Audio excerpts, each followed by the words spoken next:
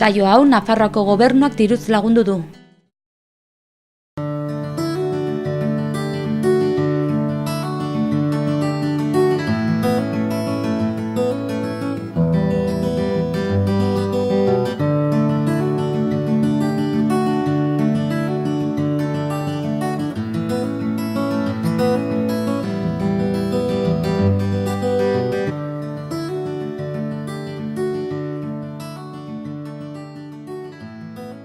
Abuztuaren laua zan, 1990 urtean, oso egun eguzkitsua eta bero zegoen Iruñan bertan jaioa.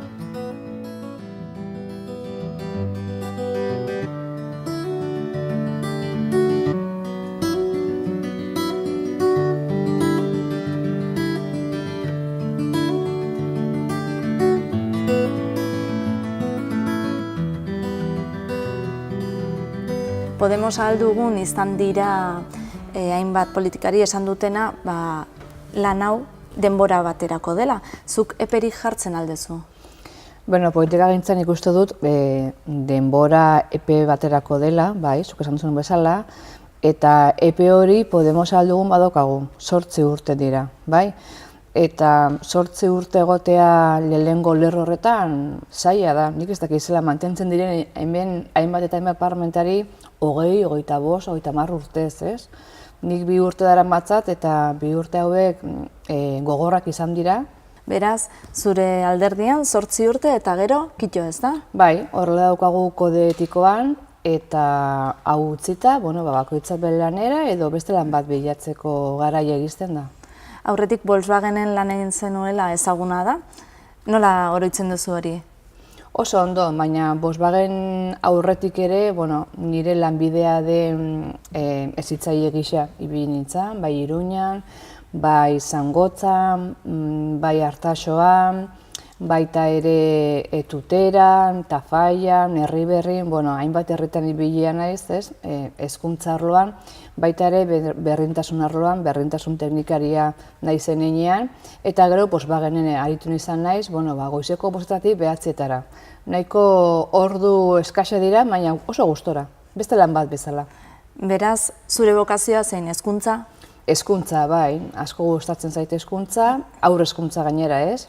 Txiki-txikia diren haur horiekin egotea, eta oso pozik bizi izan naiz hezkuntzan arloan. Eta orduan planteatzen duzu etorkizunean zertara bueltatuko zaran? Bai, segurazki hezkuntza arlora, baina berdintasunarekin bat eginda, ez? Nik uste dut oraindik ere berdintasunari ekin behar diogula lan asko, hor buru belarri egin behar dugu, ze iaia egunero emakume bat erailtzen dute, bai? Eta nire ustez lan asko egin behar da arlo horretan, beraz, esparru hori ere izango da nire irtenbide bat, noski. PSN-en egon zinen aldugun egon aurretik, ezta? 24 urterekin Iruñako zinegotzi izatera iritsi zinen, gazte, nola? Mugimendu sozialean mugitua izan naiz, beti aldarrikapen askoren buru izan naiz, eta, bapatean PSN-ek nire atean jo zuen, eta momentu hartan, nire aldarrikapenak Iruñako udalean aurrera eramateko esparru bat irekitzen zitzaidea da ulertu nuen, eta sartu nintzen independiente bezala, gero afiliatua izan nintzen, baina gero bukatu eta gero nire afiliazioa utzi nuen, zeren etzen nire lekua. Ni nahiko Podemitan nintzen. Ze udaletxean sartu eta lehenengo gauza izan zen alkatesak, Bartzen alkatesak, soldatak igotzeko nahi ipini zuen mahai gainean, eta nik esan nuen ezetz. Gu ez egin doazela udaletxera soldatak igotzeko premia horrekin, bezik lan egiteko eta proiektuak ateratzeko, eta Iruñari beste ikuspegi bat emateko aukeran, nik ez nituen jaso dietarik, uko egin nion dietak jasotze horri, gauza asko ikasi nituen, batez ere nola ez egin politika asko, ez? Hori esan behar nizun, ez da, 2003-tik 2007 izan zen, UPN zegoen orduan, Jolanda Bartzinarekin, eta gehiengoa zuten, beraz, akordio gutxi? Akordio ezerrez, gainera nik PSN-eri baietz esan nionean, izan zen PSN-ek UPN-ekin moztu zuen edo bere harremanak utzi zituen momentuan, ez? Eta horrek pixka bat ere animatu ninduen, ez? Nik ez nuen nahi UPN-ekin ezer ez izan, bai? Nire aldarrakapenak, feminista naizen heinean, euskaldun naizen heinean eta errepublikanoa naizen heinean, UPN-ekin talka egiten dut ezin ditzaket politika berdinak babestu, ez? Eta horrela eraman. 4 urte horietan asko ikasi nuen, egia da. Gogoratzen du, lehenengo gunean, osoko bilkura izan genuen segidan, bai? Eta gela batean ipintzen zizkiguten espediente guztiak, eta gai baterako, ez dakit, 2000 folio. Ni hasi nintzen, hain gazte eta nik ez nekien sekulan ben nintzen egon udaletxe batean. Zer egin nuen, horri piloa hartu eta idazkariaren bulegora igo eta esan nahizu, Javier, honekin nik zer egin dezaket. Ezin irakurri biegunetan 1000 folio. Aizu, hau da zure lana hemendik aurrera, ez? Zure programa aurrera emateko ikusi gaiak, eta, zalantza juridikorik izatekotan, etorri nire gana, eta nik, pixka lagunduko dizut, ez? Baina izan zen, pixka gainetik ikusi, eta, gure programa aurrera eramateko genituen proposamenak, gai bakoitzari gure proposamenak gainean ipini, eta defendatu. Gainera euskeraz. Arraroa zen, edo lehen da biziko aldia izan zen, zinegotzi sozialista batek euskeraz egitea plenoan. Eta hor konturatu nintzen UPN-eren sektarismoa. Zer zituzten ipintzen itzultzaileak, eta Bartzina handeari esaten nion, zure lankideek itzultzaileak ez baldin dituzte ipintzen, nik ezin dut defendatu 10 egunetan prestatzen ari izan naizen gaia. Ez zegoen elkarrizketatzeko intentziorik, ez da euskara errespetatzeko ere? Ez. Gainera, oraindik ere denbora zailak ziren, ez? Hor neukagu, eta ere bere indarrean, oraindik ere, eta oso momentu zailek izan ziren, ez? Bizkartzainekin, eta oso denbora arraroak eta bizitzeko momentu oso zailak. 2007an udaletxetik atera zinen, gainera egon zen hor tartean aldaketa egiteko aukera, baina atzera bota zuten, nonbait, uste dut hori zuretzat zail xamarra izan zela, eta urtetara Podemos aldugu iritsi zen, zuretzat zer izan zen hori? 15M hura, ni Madrilen bizi izan nuen egun batzuk, han akampadan egon ginen. 15M arek esan zigun, jendekiak egin genezakela politika ere, politikagintza ez dela politikariena, baizik eta jendearena, eta hortan, nik uste dut, jendea jabetu zala, edo jabetu ginela gure momentua zala, eta momentu horri heldu behar geniola. Hortikan Podemos sortzen da, eta gero lurraldez Podemosak sortzen dira, ez? Hemen Nafarroan Podemos aldugu, eta hor sartu nintzen, bai? Nik ez nuen parlamentari izateko asmorik, ez eta zinegotzi moratu bat izateko asmorik, baizik eta, aldarrikapen guzti hori zuzendu, bideratu, eta ja, ez? Binean konturatu zinen agian PSN, baina aukera ausartagoa zela, nolabait? Noski baietz, ez? PSN azken finean, betiko hitzaldiarekin dago, hemen ikusten dugu parlamentuan, ez? PSN-ek, UPN-ek eta PP-ek, hirukute hori, oposizioko hirukote horrek egiten dugu behin bainagotan, hiruren artean, adostu edo mozio bat edo lege bat edo, eta hor ikusten da non dauden, ez? Erregimena non dagoen. Eta gero laukoteak beste esparru bat ireki dugu, ez? Elkarrizketarako esparrua, adosteko orduan beste esparru bat ireki dugu.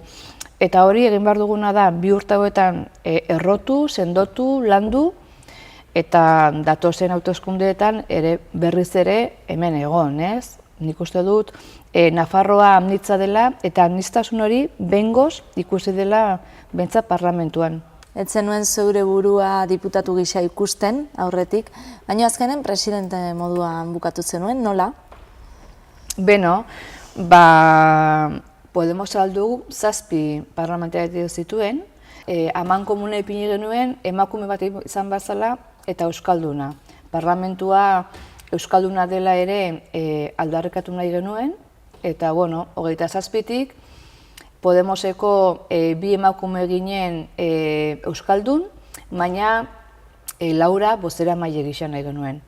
Azken nagusia zen, eta berak egin behar zuena zen, Podemos aldu guren bozeramailea izan, eta tinko ibili da, behin eta berz gure aldarrikapenak hor tribuna horretan ez, mantentzen. Eta ez zegoen bezakurarik, ni neu, eta bueno, eta horrela sortatu zen, ez? Eta nola da, karguari zin egin eta etxera joten zenean, eta konturatzen zarenean parlamentu presidentea zarela? Jo, oso arraro baitien da, ez? Gainera netzen etxera joan, nin neukan, hemendik osoko bilkuratik irten da, neukan hola zen, ludoteka nire saio bat, ze horrek egoten ginen aurrekin eta batean hola zen ludotekan, bueno, amak, gurasoak, aitak, amon aitonak eta baina zer da hau, eta jo, gure Ainhoa orain lehendakaria da, eta bueno, onatorri da, bueno, arrara, baina polita. Eta hurrengo egunean lanera. Nola da parlamentuaren egunerokoa, nola da bata eta bestea hor kontrolpean edukitzea, txintxo portatuz, zaila? Ez da erreza.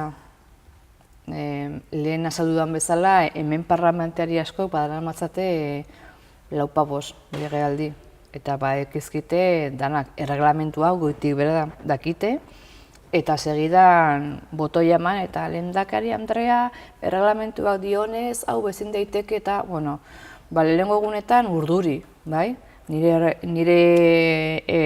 libururik garrantzitsuena nire bizitzan orain da erreglamentua. Parlamentuko erreglamentua nire poltsan daramat eta gainera azpimarratuta, kolorez eta, bueno, 2 urte pasa dira eta nik badakit orain nondik norakoak diren gauzak eta eztabaidak eta norbaitek timbrea jotzen baldin badu, badakit. Erreglamentuko 82.4 artikulua esango dit eta horren aurrean, bueno, orain badauko tabla gehiago, ez? Eta noiz behinka neutraltasuna mantentzea zer moduz? Bueno, ez da erraza. Gainera, bueno, niri asko gustatzen zait politika joko hau, ez? Eta eztabaidatu eta hor goixan ezin dut hori egin, ez? Baina horregotea eta tente eta mugitu gabe eta 8 ordutan askotan ez naiz hortik mugitzen. Parlamentuko ateak ireki egin dituzuela esaten duzu, ezta Podemos aldugun. Edozein etorri dezake ona ikustera, parlamentua ikustera? Bai, edozein jo dezake atea, bueno, ateak irekita daude, ez? Segurtasun dauzkagu, neurri batzu dauzkagu, beste parlamentuetan gertatzen den bezala edo instituzioetan, ez? Segurtasun pixka bat egon badago, baina bai, kolektiboak eta hemen daukate bere esparrua. Gainera, osoko bilkura honetan egin ditugu oso esperientzia politak dituzten kolektiboekin, bilkurak. Azalpenak ematen dira eta jendeak gero eztabaidatzen du. Hainbat eta hainbat kolektibo dauzkagu, espertuak direnak, oso gaitasun handiko kolektiboak, beraien esperientzia guztia eta informazio eta proiektu horiek unak hartzea eta lantzea. Iaia dena asmatua dago, baina entzun behar da, ateak ireki, eseri, adostu, landu eta horrela eraman proiektua. Zure buruan nola ikusten duzu? Politikari gisa edo langile gisa? Bueno, politika lan bat da ere bai, ez? Hori bakoitzaren konpromesua da, ezta?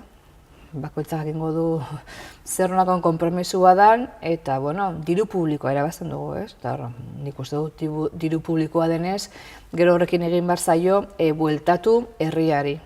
Podemosen parlamentari bakoitzak egiten dugu, ez? Devoluzio hori edo herritarroi edo militante hori, egin duguna azaldu. Jaso digun dirua, gastatu digun dirua eta guzti hori nik uste dut transparentziaz argitu behar dela. Guk horrela ulertzen dugu politika. Eta egia aldugun soldata soldatak tope bat daukela. Bai. Egia da, ez da gero beste alde batetik dirua ateratzen? Ez, gu daukagu, ni presidente lehendakari bezala, lehenengo neurria esan zen, 17% jaitsi nire soldata. Lehenengo aldiz izan da. Zurea, hori zurea. Parlamentuan, hemen lehendakariek lehenengo neurria hartzen zutena esan soldata igotzea. Guk aldrebez, bai? Baina horrela egin zutelako ere Madrilen. Manuela Carmenak ere horrela egin zuen. Adako Lauk ere nik uste dut horrelako zerbait egin zuela. Hemen Joseba Ziron alkate jaunak ere horrelako zerbait egin zuen, 17% edo 15%. Eta hori izan zen, nik uste dut aldaketan sartu ginen instituzio guzti horien, lehenengo neurria. 17% jaitsi, eta gero jasotzen ditugu 3 SMI horiek, ez? Eta bestea zer egiten dugu? Eman, badauzkagu proiektu batzuk, impulsa proiektu bat eta, jendeak, kolektiboek egiten dituzten proiektu horiek, pixka bat lagundu geure diruarekin. Guk ez dugu jasotzen, baina beste kolektibo batzuek jasotzen dute. Lan asko, lege garrantzitsu ez hitz egin dugu, baina une zailik bizi dezu hemen? Hemen, bastakizu Osoko bilkuretan, ostegun bat izan daiteke modu batera eta hurrengoa beste modu batera, ez? Hemen izan genuen simboloen legea eta aldatu zenean, kriston zirkoa, suertatu zen hemen, ez? Batean UPN-ko guztiak atera zuten Nafarroako bandera, ikurrina. Publikoan zeudenak ere ikurrin galantekin atera ziren. Ezkerrakoek errepublikano banderarekin, hemen izan zen kriston festivala, bai?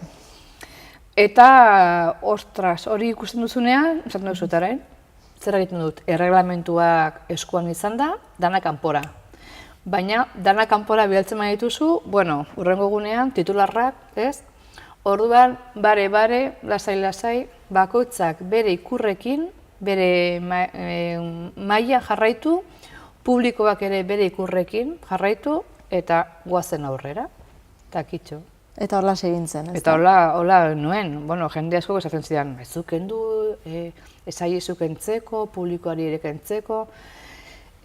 Publikoari atezain batek esan ziren, ezin dira ikurrak azaldu, baina ez zituzten kendu, orduan hor gelditu ziren, ez? Kolorea eman zioten osoko bilkura areto honi, eta jazta, ezakit, eta askotan improvisatu egin behar duzu, ez? Eta noski, nik uste, bai UPNek eta bai PPek nahi izango zen, debekatzia eta kanpora ateratzia, eta ni justu aldrebez, ez? Orduan, beraien estrategia etzan ondo atera. Hemendik kanpo ere lan asko egiten duzu, ez da? Hainbat ekintzetara joaten zara parlamentuaren representazio bezala. Ze lana nahiago duzu, hemengoa edo kanpokoa? Bisak ez. Bisak uztartu behar dira. Hemen egiten duzu lan formalagoa eta kanpoa, betikan egin dudan aldarrikapenak, ez da? Eta gero ere, herri mugitu. Ze beste lau bunker bat da, ez? Honek atrapatzen zaitu eta hemendikan askotan ez din irten, ez? Eta nik uste parlamentuko lan bat dela, gure zonaldetara hurbildu, jendearekin egon eta jendea entzun, ez? Eta gero beraien eskakizunak, ona itzuli eta ekintzaren bat egin, ez? Eta horretarako asmatu genuen parlamentu ibiltaria. Hau da, 3 hilabetean behin egiten duguna da parlamentuko mahaia eta bozeramaileen batzordea herri batera jun, eta hon ospatu, ez? Zergatikan,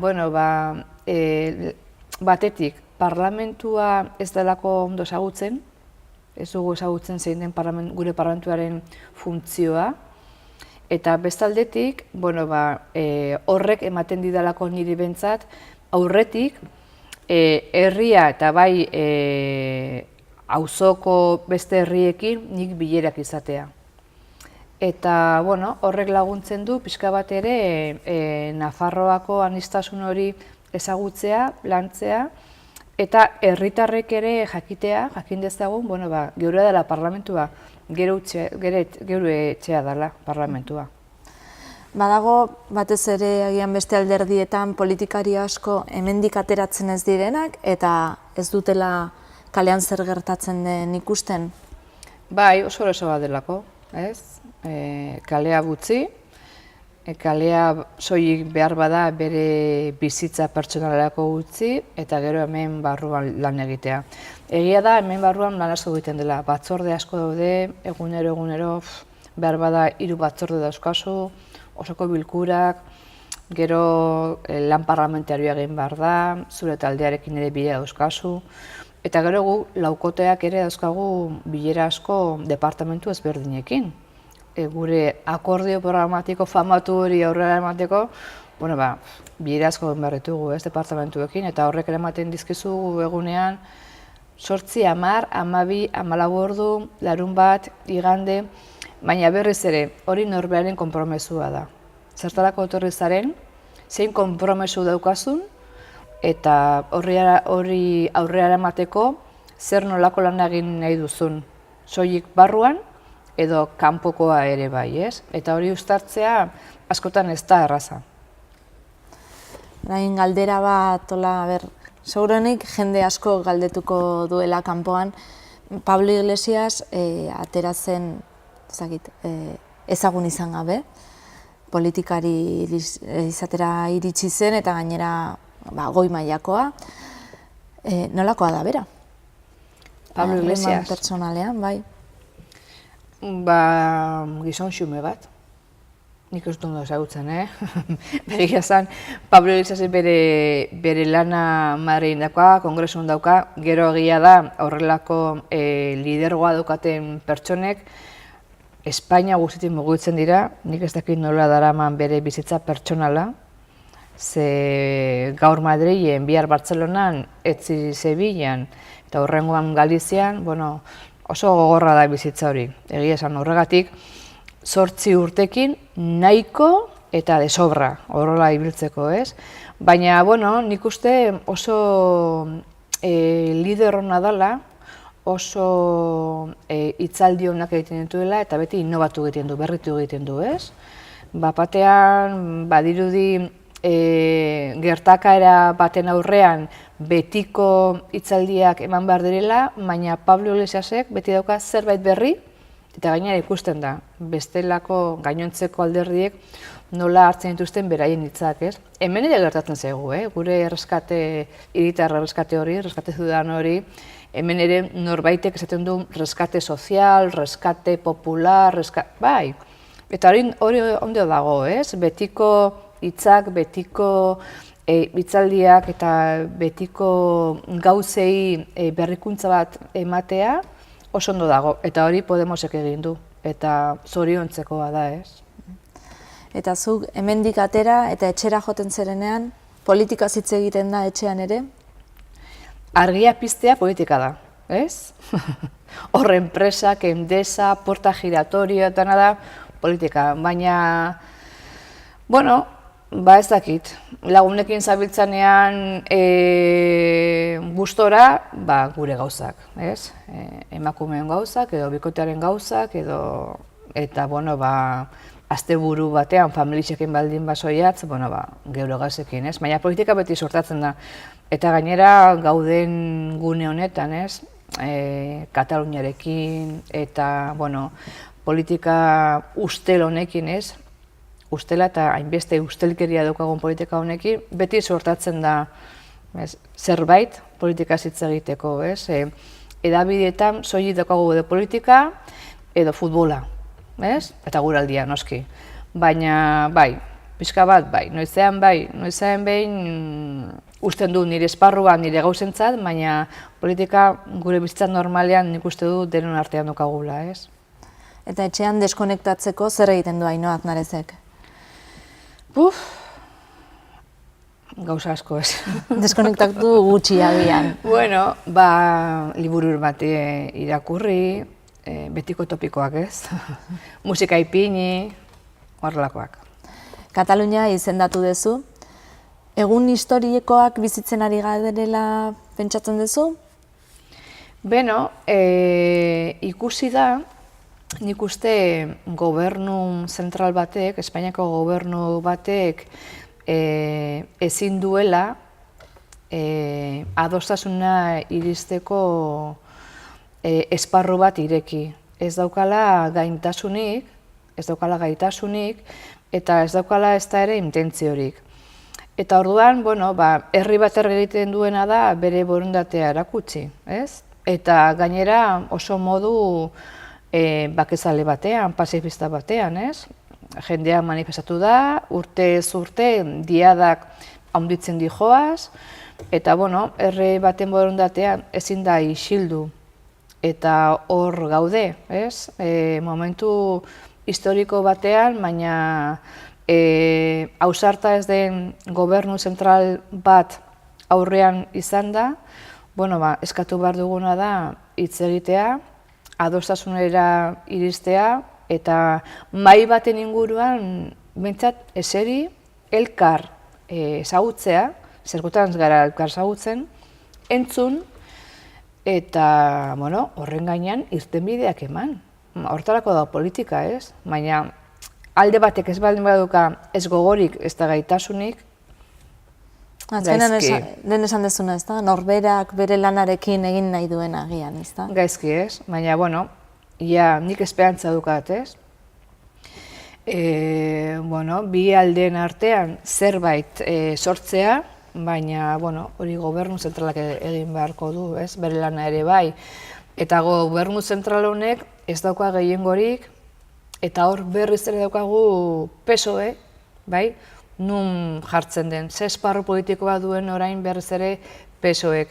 155. artikuluaren aldekoa den PSOE-ri nun kokatzen den, ez? Eta ikusi dugu nun kokatzen den. PP-rekin, Ciudadanosekin eta erregearekin. Beraz, gainontzeko alderdiok egin behar duguna da, bi aldeak elkar ulertzea, hitz egitea, eta gu hor begirale nagusi izatea, ez? Baina ez da erreza, alde batek ez baldin badu beste aldea entzun eta berarekin eseri. Askotan zure burua euskalduna, feminista eta errepublikano bezala aurkeztu duzu. Nolakoa da gero parlamentua representatzen jun eta erregeari eskua ematea? Pentsatzen dut erregeak ebai jakingo zuela zuk esaten dezuna, momentu hori, zer tentsoa? Erregea daki dana, ze dauka hor sekito batez, guztia daki. Eta, ez da arraza, ze azkenean da, estatuko jefea da, ez? Eta, erregea da, ez eta niretzat oso anakronikoa izan, ez? Erregin bat izatea, eta gero bere sekito guztia, eta besteak subdituak bagina bezala. Baina gure esparruak ere okupatu behar ditugu, ez? Eta gure lekua, askotan, naiz eta republikanoa izan, ni daukator nire esparru instituzionala eta horrelako aktuetara joan behar dut. Naiz eta nire barrutik, beste ide bat pasa, ez? Baina horrela eskatzen baldin badit parlamentuak, nik hori egin behar dut eta hori bete behar dut, ez? Eta hortan, Uxue Barkoz Berruzolandekerekin bat egin eta, estatu jefea Nafarroa datorrenean, hor egoten gara. Gainera, Manuela Carmenak, alkatesak, esaten du askotan berak, ez? Gu daukagula instituzionalki funtzio bat eta funtzio hori bete behar dugula. Ez garela soilik alde bateko alkatesa edo lehendakaria, baizik eta Nafarroa osoko lehendakaria gara. Eta hori zaila da eramatea, ideologia baldin badaukazu zaila da. Baina, normalki, eskua eman eta aurrera, baina bai, azken bisitan berreak esan zidan. Badakit zerbait eman behar didazula, zerbait adierazpen instituzional bat onartu zuen Nafarroako parlamentuan monarkia edo errepublika referendum baten alde, eta bueno, ni berekin hitz egin nuen, lasai asko, ia hori lehen bailen egiten dan, erreferendum hori, eta, bueno, pues jazta, anekdota bat, baina aurren daukasunean, hori guztia esateko aukera daukazu, bestela ezin duzu esan. Eta, bueno, oso interesgarria da bai. Batzuek badiote krisiatik atera garela, hori horrela da edo lana badago oraindik egiteko? Krisia edo estafa, Estafa hori batzuentzat izan da oso estafa eharra, bai? Zenbat aberats gehiago dauzkagun Espainian, Eta urriaren 17an pobreziaren kontrako eguna da, eta izan genituen hemen parlamentuan pobreziaren alden lan egiten dituzten kolektiboak, eta esan ziguten oraindik ere Nafarroan 93.000 edo Nafarta dauzkagula pobrezian edo pobrezi gorrixan. Beraz, estafa hori batzuentzat ondo, baina beste batzuentzat Amerikanez. Lauteiatu gainean, ilargia erdian, eta zu gorutz behira. Zure keia eskuetan, futzara batekin putz, nerean etorriko da, eta berriz izango gara. Zoriontzu, edo zein herriko haizetan.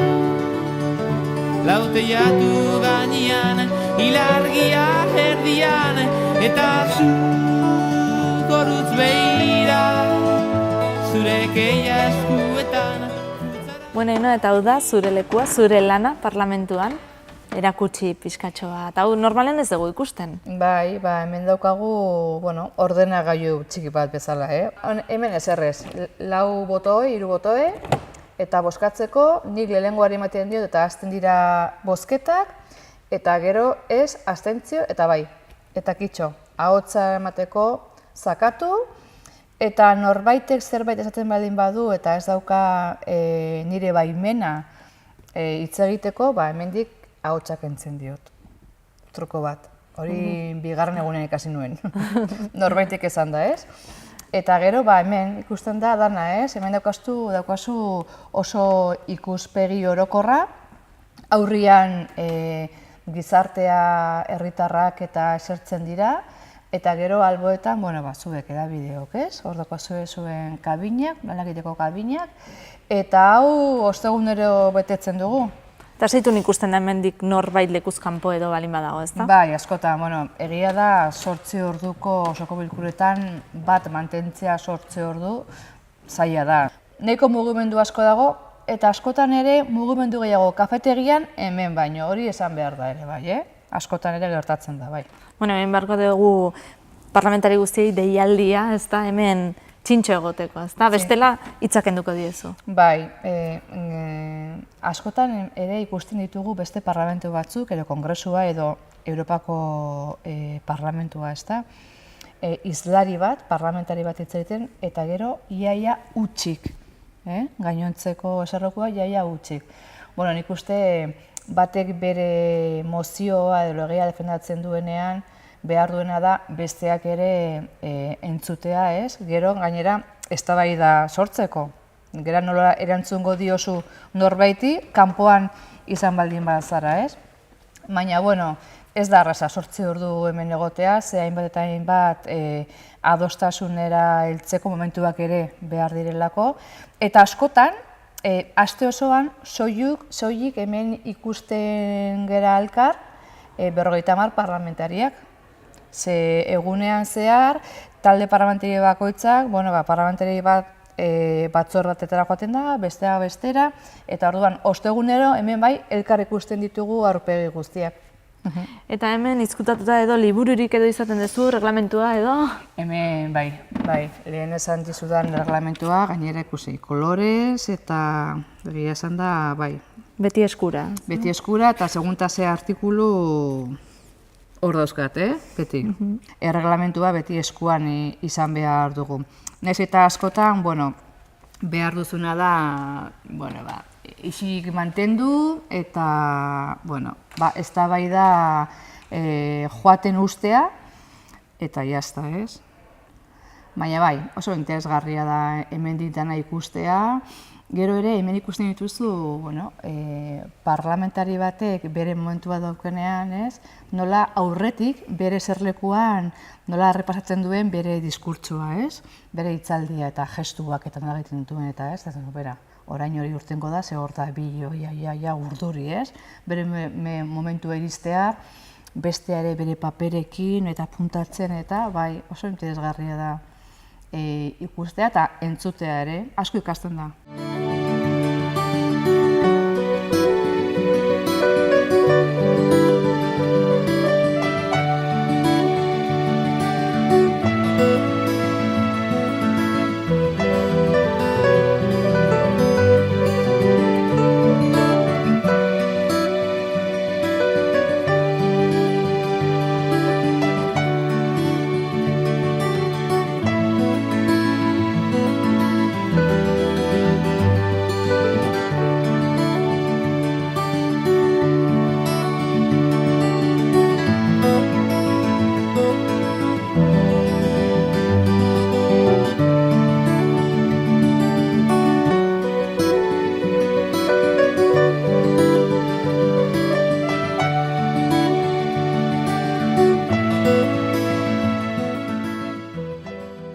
Non eta noiz hasi zen zure biografia? Abuztuaren laua zan, 1990 urtean, oso egun eguzkitsua eta bero, zegoen Iruñan bertan jaioa. Euskalduna txikitatik? Bai, nik ikasi neban gazteleraz ikastolan, justo alderantziz egin nuen nire imertsioa, ez? Ikastatik atera eta aitari. Aita, txakurra perro eta katua gato eta hola, ez? Eta bai, 4 urtekin ikasi nuen gazteleraz. Txikitako oroitzapenik? Asko, gehienak oporretan, ez? Oporretan joan ginen 12 urtez jarraituz, Saloura.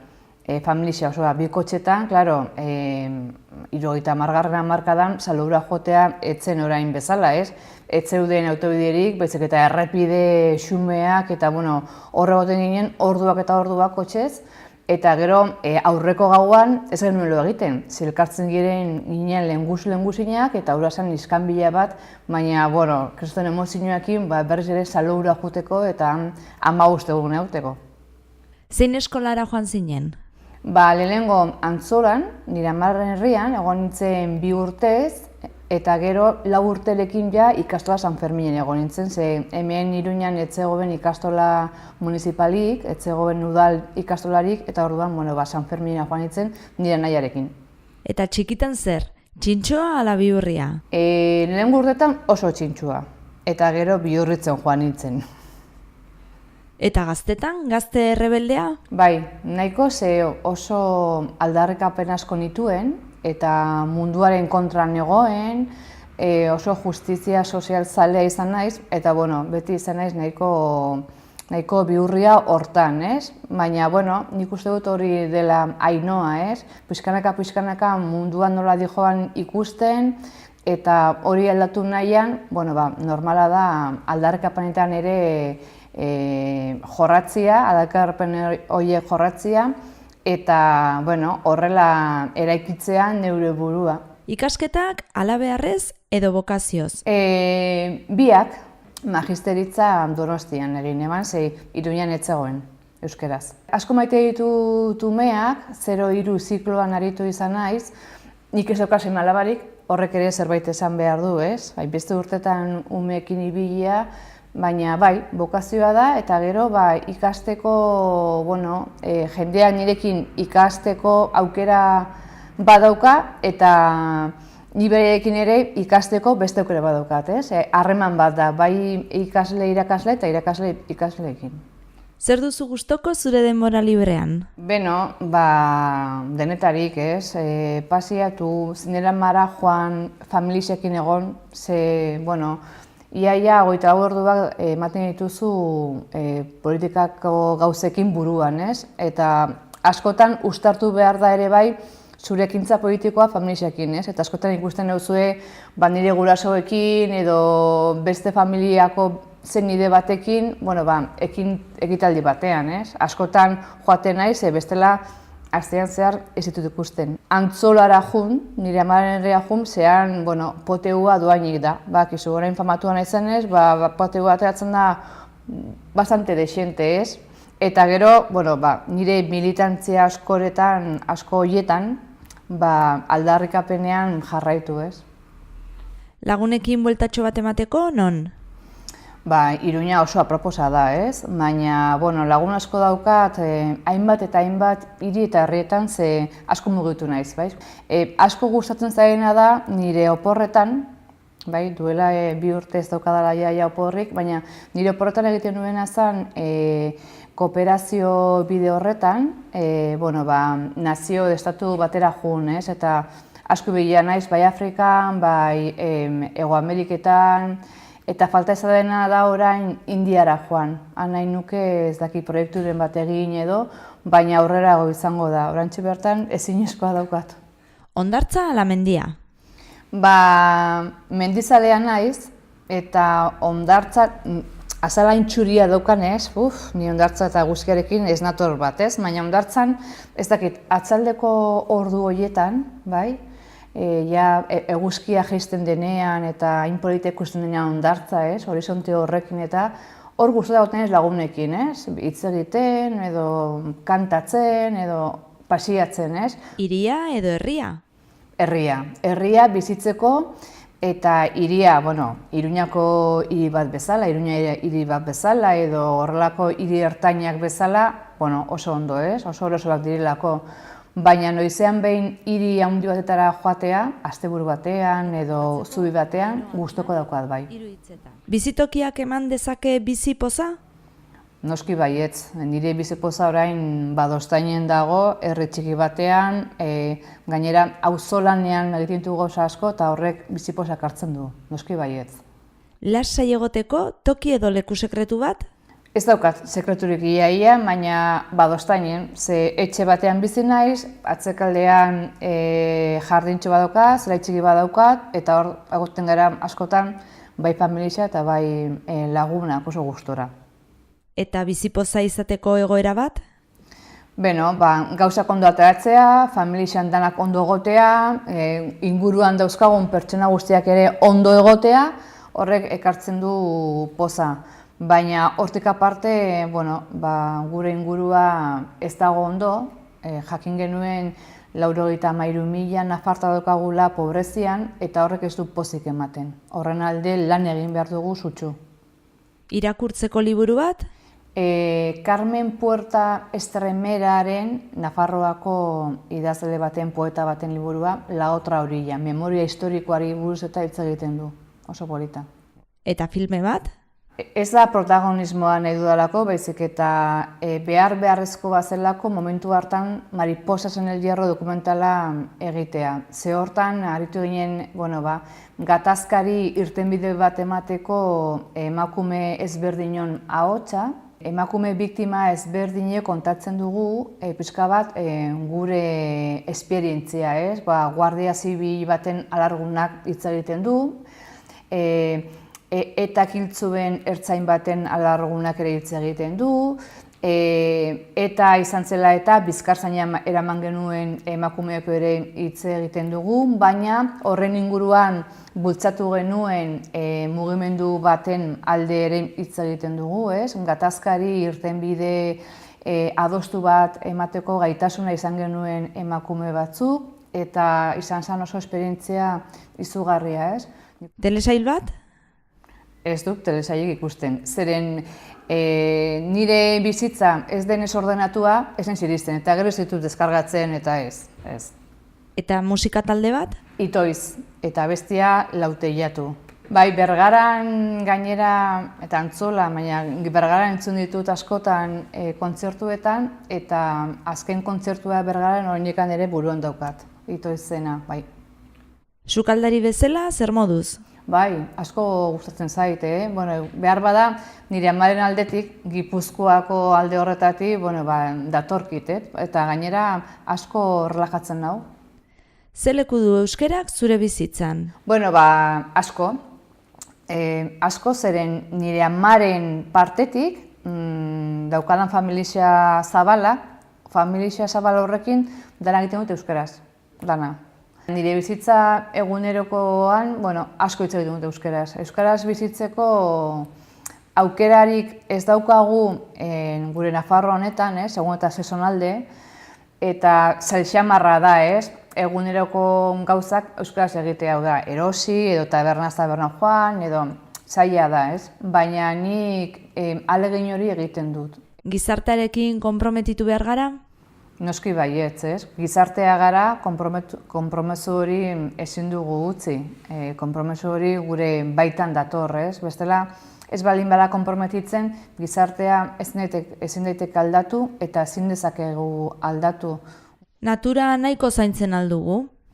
Natura zaintzen dugu, gero eta gehiago, kontzientzia gehiago dago, nik uste dut datozenak ere, gure atzetik datozenak ere, kontzientzia gehiago behar dutela, zeren behar bada, gu baino gazteagoak diren neska mutilak, bere interesak beste alde batetik datoz eta falta zaie behar bada kontzientzia, Guk, nik adibidez, nire gurasoen partetik kontzientzia hori daukat, ze asko erakutsi didate gure ingurumena eta zaintzekoa dela, ezin dugula gure ingurumena ez zaindu, eta nik kontzientzia daukat. Baina ikusten dut gaztedian asko ez daukatela kontzientzia hori, Gaur egun, harremanak lantzeko modua egokia da? Batzuentzat bai, beste batzuentzat ez. Gaur egun harremanak egiten dira asko digitalki, ezta? Orain daukagu beste momentu digital bat, eta galtzen ari da, behar bada, elkartzeko esparruak, momentuak, Nik bete esaten dut, niri pertsonak elkar ukitu, zaindu, eta begiz begi ikusi, hori izan beharko litzateke gure DNA, gure nan hori, ezta? Baina gure bizitza inbizkordi joan ez, eta bakoitzak bere momentua dauzka, eta gure lanak, eta gero, Nafarroan lanik gabe, eta beste hiri batera joaten badin bazara, badauzkagu, harremanetan ipintzeko beste instrumentu batzuk, Nire lehengusinak Kalifornian dauzkat, baten batzuk, eta Skypeen bidez harremanak izan ditzakegu, eta elkar ikus gaitezke, lehenezinezkoa zen, Aldatu dira, baina askotan onerako ere bai, Baina, niri utzi nire lagunekin elkartzea, eta hor gure kuadrillekin egotea, hori niretzat pasada bat. Zoriontsu izateko errezeta bat? Hori norberak, bere buruarekin ekilibrioa baldin badauka eta inguruarekin ekilibrioa baldin badauka, hori zoriontsu izateko ate bat da, Ni nahiko zoriontsua naiz, oso baikorran naizelako, baina momentu batzu daude, gaixotasun baten aurrean, edo desastre ekologiko baten aurrean, baina hori gaitzetsi egiten dugu, eta gaitxespen horrek ere zabaltzen dizkigu zorion izateko beste ate batzuk. Baina oso zaila da, zoriontsu izatea oso zaila da. Eta bukatzeko, Ainhoa Aznarez, 3 hitzetan. Feminista, euskaldun eta errepublikanoa. Horrela aurkeztu nuen neure burua duela 2 urte eta horrela jarraitzen dut.